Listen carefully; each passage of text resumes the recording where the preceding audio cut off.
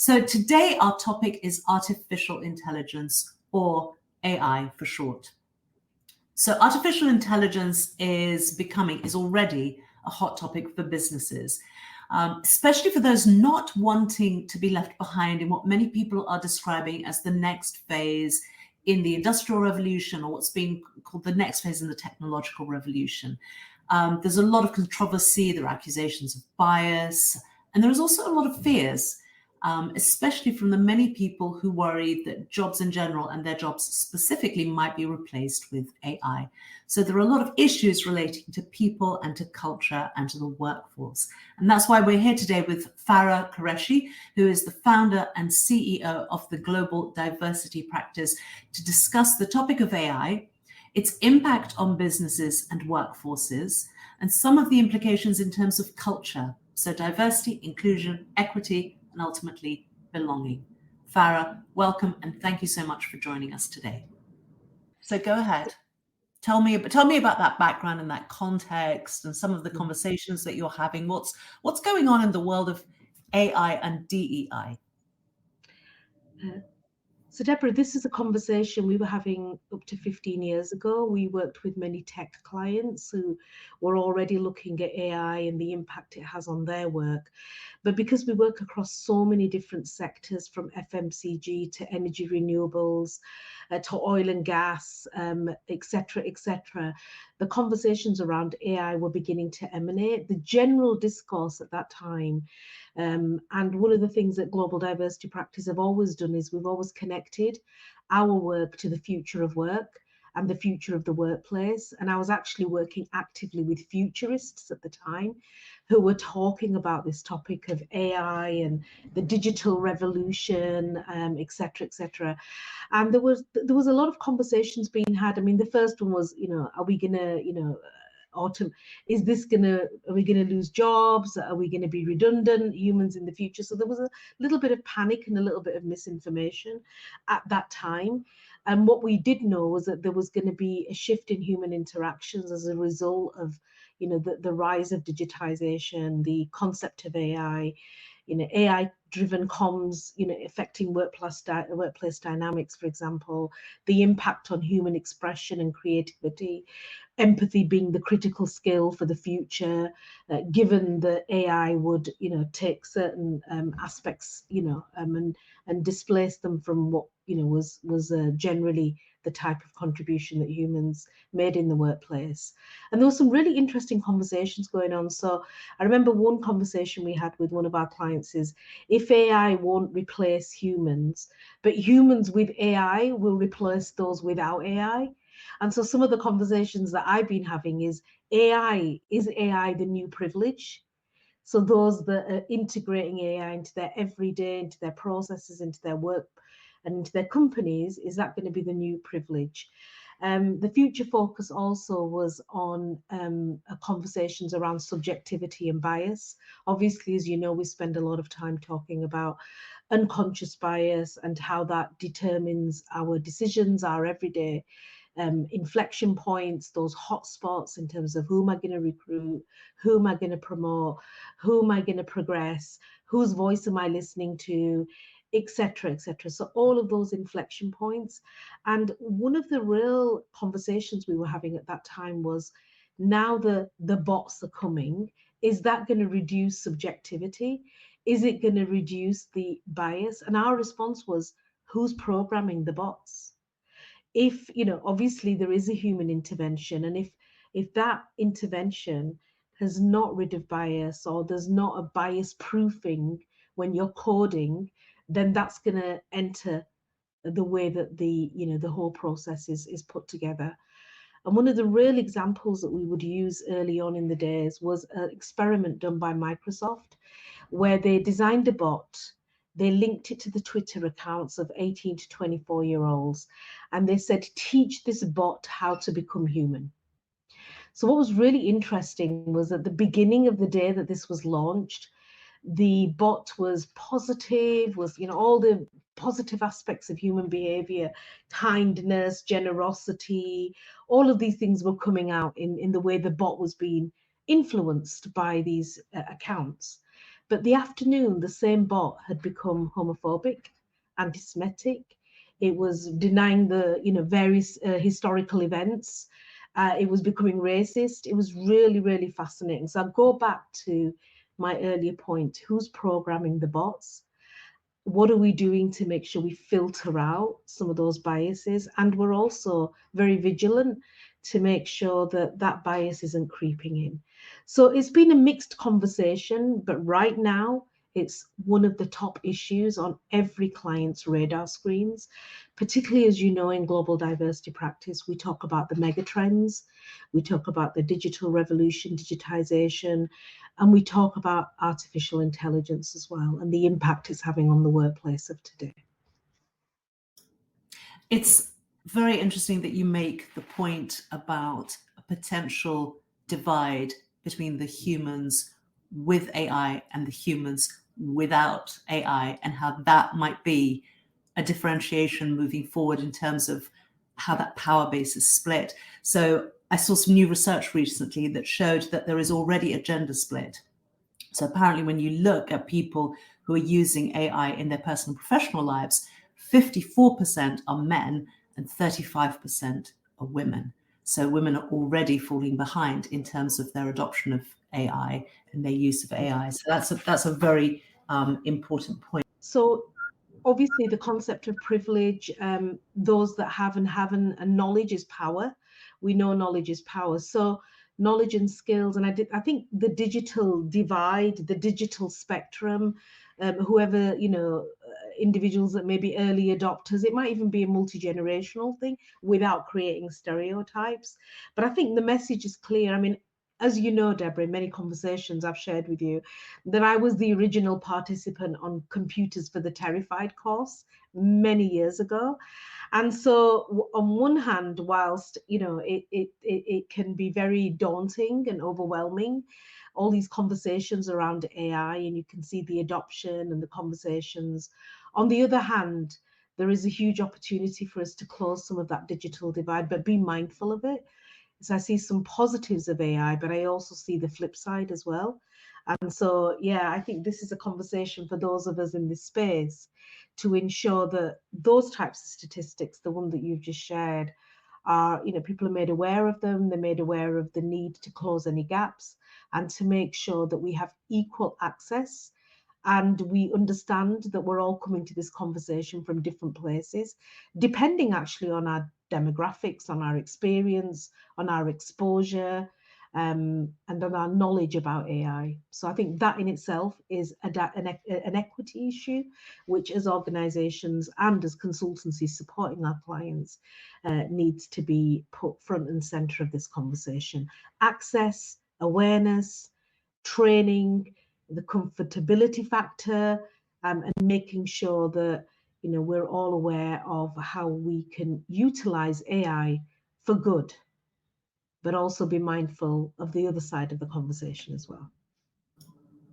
So that is a really important point, because it shows how the power of AI is in who harnesses it and how it is harnessed and how that's managed. So there's obviously the potential for things that are very positive to happen as a result of introducing AI and in fact embracing AI, as long as we ensure that that's done in a fair and equitable and even way. So are there some really good examples of what's going really well? Where is AI shining a light on better practice or helping organizations actually create those great, strong, inclusive cultures? The first and most fundamental areas that we have seen the power of AI, promoting reduction in bias, promoting good outputs, was actually the area of attraction and selection. So traditionally, as experts working in this field, we have highlighted that in every stage of the employee life cycle, bias can influence outcomes, from who we attract to who we promote, etc., etc. So one of the first, I think, and most positive aspects was that AI could better diagnose and measure inclusion revealing any hidden biases. And so we saw it as a tool for those of us in this field that would enhance our work, that would do it in a way that was much more expedient than us mining lots of data and coming up with trends. And adverse impact was an area that we would talk about to our clients. So why is it you have this percentage of talent coming through in terms of applications, but by the time we get to interview stage, there's been adverse impact across the board? And so we would be able to mine that as consultants looking at the data, but AI helped us to do that faster, quicker, and identify the hotspots. The other area that AI has been really useful is bias proofing job descriptions, bias proofing questions. So that's been another automation that's helped us in our work to make sure that it's used in that way to promote meritocracy by aligning career success with performance, help promote meritocracy by looking at the influence of politics and nepotism in organizations, so highlighting some of those things which have been really, really important. And then definitely in the recruitment and selection process. So, we welcomed AI. And the final area where I've started to see it being used more, and certainly an area that global diversity practices developing products and services, is as a diagnostic tool to help us address challenges in organizational cultures, in behavior. And so it can be used in that way too as well. So I think, all in all, when I look at some of the positives, those are the highlights, in that it's helped us with data analysis. It's helped us with identification of hotspots. It's helped us be able to use our expertise and experience, but couple it with information that is very accurate. And then together, when we hold up the mirror to our clients, we have a full 360 position that we can share with them, and then we can work on how do we close the gaps. So in that way, AI has been really positive for us. We've been adopting it, using it.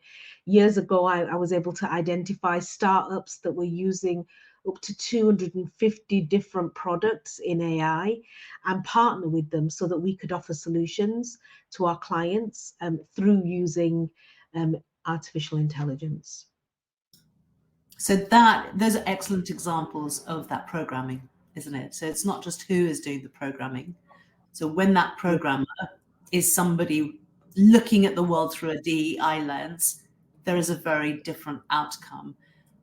It's who's doing the programming, but it's also why are they doing the programming. So if you're doing it and your objective is, I want to be biased, I want to create a better culture, you're going to find enhanced ways, exciting new ways that actually AI is going to help you do that.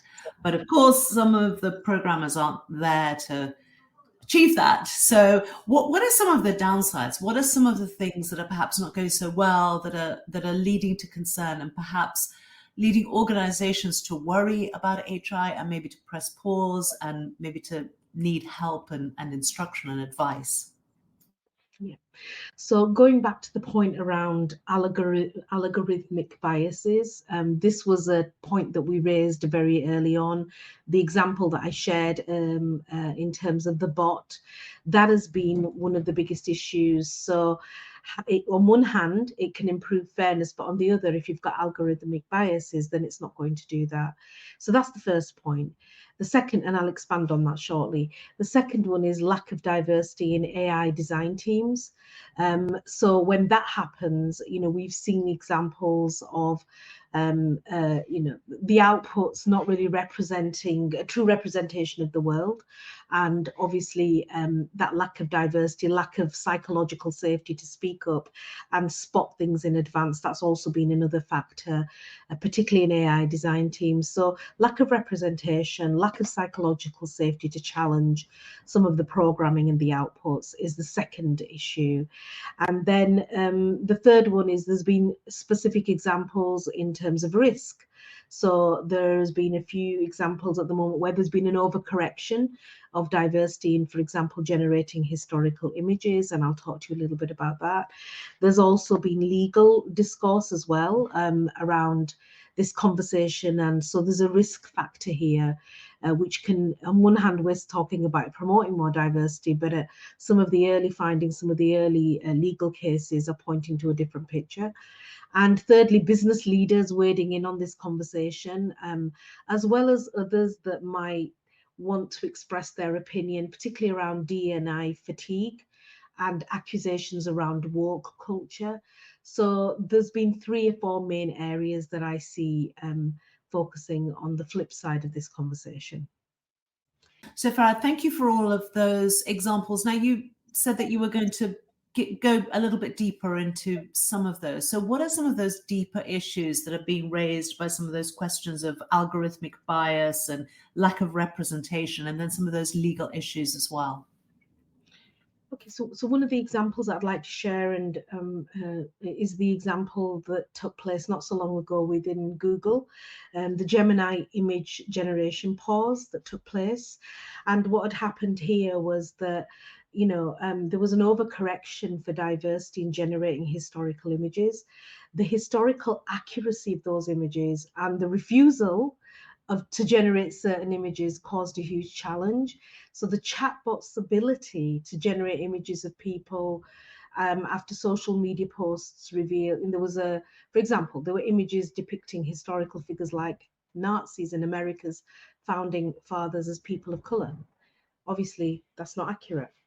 And the conversation with the company was around that the AI model became overly cautious, and that led to very embarrassing and inaccurate results. And it couldn't differentiate between a wide range of people, and where it was appropriate to use certain images and where it was not. So that's a really, really good example, a powerful example of the need to be vigilant, to monitor, to oversee, and to make sure, for example, there were German soldiers during World War II showing individuals of different ethnicities, to really make sure that the AI there is markers set in to be reviewing the content that's generated and making sure there are filters and standards put in place so that we don't make some of those embarrassing and inaccurate outputs. So that was one example that I'd like to share with you. The second one is how certain business leaders have been criticizing the very same example around Google, around search and AI products, alleging that there's bias and racism within the AI business. There's also been, allegations of rigging in elections and deep fake videos and, intense backlash over some of those topics. And really, overplaying our hand when it comes to AI image generation. So there's caution there.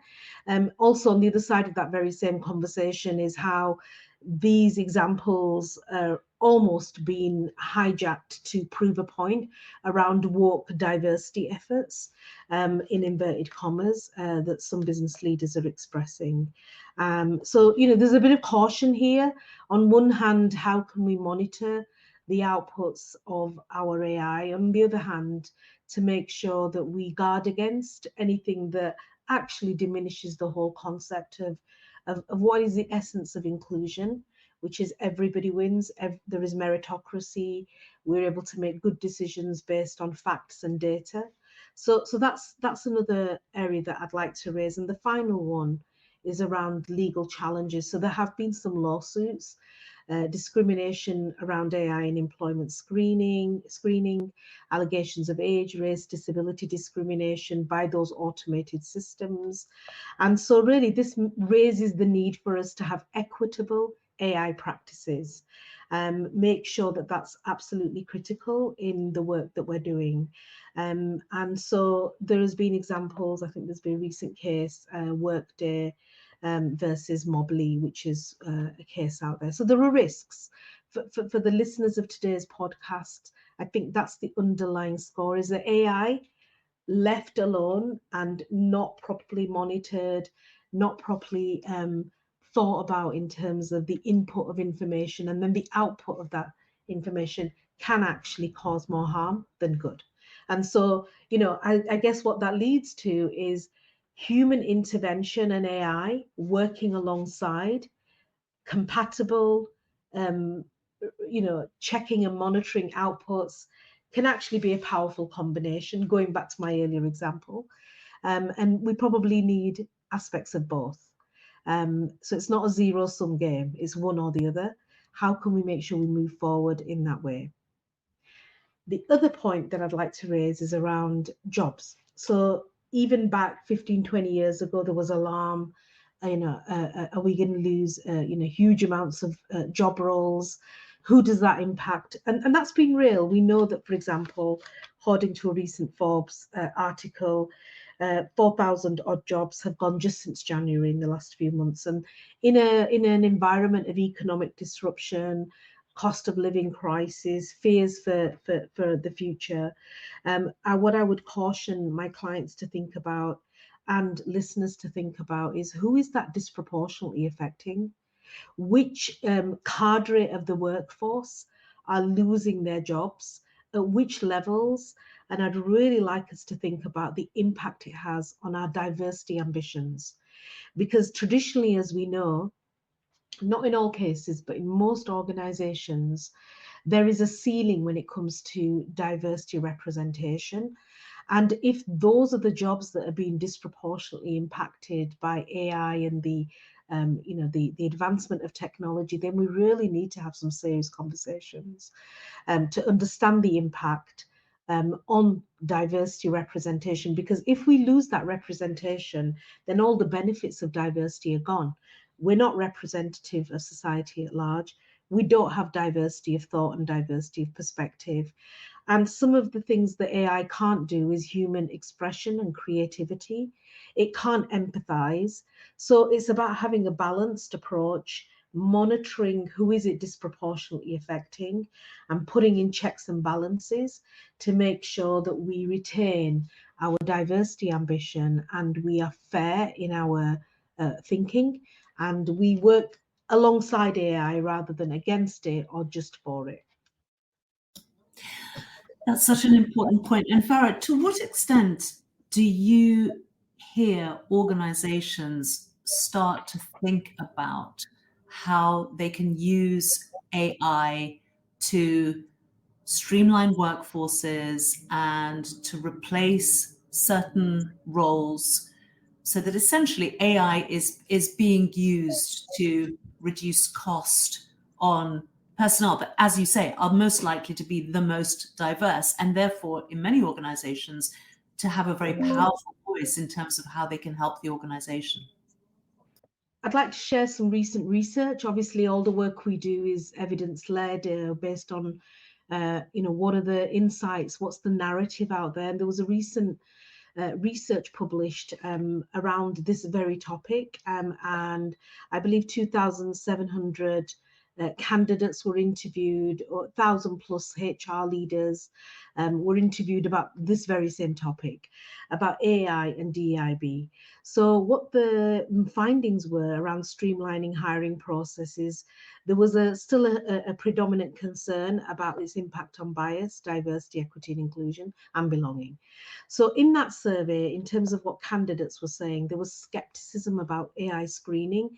27% of candidates believe that AI leads to more bias in hiring, with 35% opposing its use in application screening. There was hesitation and curiosity. While 31% of candidates fear rejection due to AI, 48% are open to using generative AI for job searches, citing things like time-saving benefits. What did the HR leaders say in the same research? They were saying mixed views. 32% of HR leaders currently use generative AI, and 48% are considering using it. But there's another 33% that disagree with AI screening. What were the predominant conversations, concerns? And then there's optimism as well. 37% doubt that AI reduces bias, but 62% believe it aids in hiring the best candidate. Regulation is a topic that goes back to what I said earlier on. Monitoring, regulation, checks and balances is seen as crucial by 62% of the respondents. So in terms of, does it meet DIB goals? That was one of the questions in the survey. 33% believes it does, and 31% disagree. They don't believe that it actually meets goals. And some even ask, apart from increased regulation and transparency, actually believe that we should have laws governing AI to present bias in recruitment. And in terms of the future, some of the issues that they raised was around disclosure and education.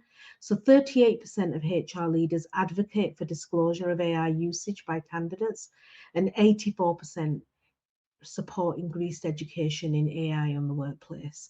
So these are, the narratives, these are the sentiments around practitioners that may be using AI in our organizations, those that are affected by AI over and above what we discussed earlier on, which is around job roles that are being lost due to AI, etc., or replaced. The final piece is around frameworks. So the future, there's a lot more work now on responsible AI, and I think that's really is the future. So when we talk about the word responsible, it's taking into account all of the factors, what we know about AI today, vis-a-vis what we knew 15 years ago when these conversations were first beginning in the workplace, or even before that. And so there is examples. So for example, Microsoft have developed a framework for building AI systems responsibly. They provide impact assessment templates. Now that in itself is one of the ways that you could address the disproportionate effect on certain diverse groups if you're looking at replacement. They've also got transparency notes to aid teams in aligning with that responsible AI standard. So they're giving guidance.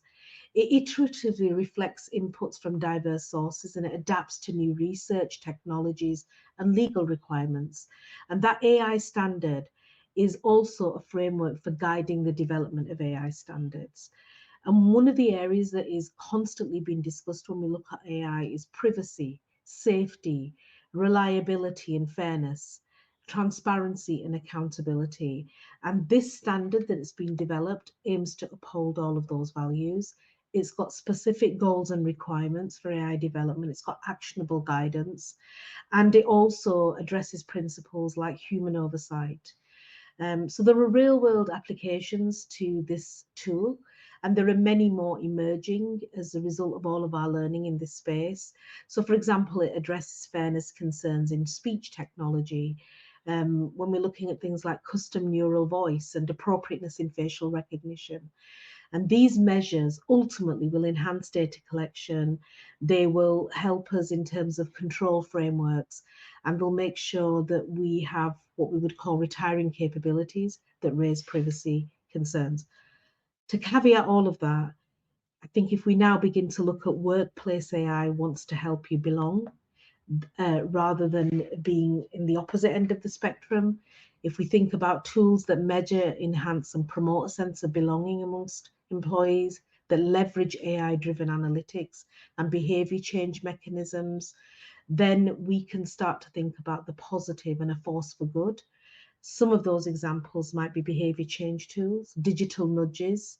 They encourage inclusive behaviors and language usage. So having those reminders, we raise awareness of a topic using AI, for example.